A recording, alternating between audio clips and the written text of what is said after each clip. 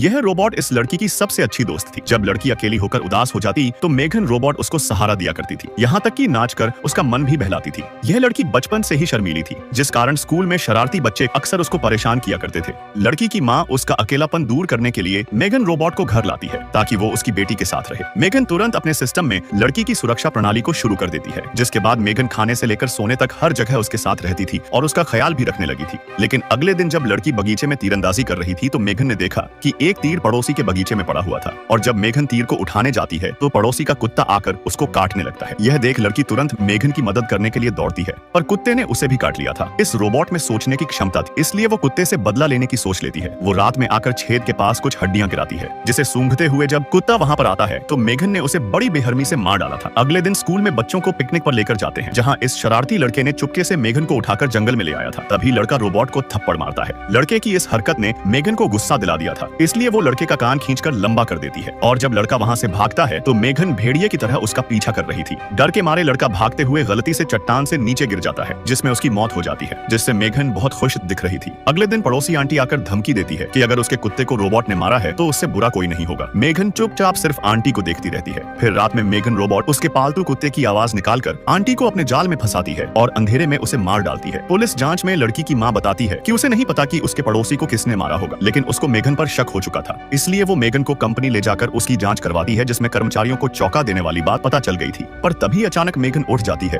और कर्मचारी को सीधा ऊपर पहुंचा देती है, जिसके बाद उसने स्क्रू ड्राइवर उठाया और शांति से बाहर आकर गाड़ी से सीधा लड़की की मां की तरफ जा रही थी।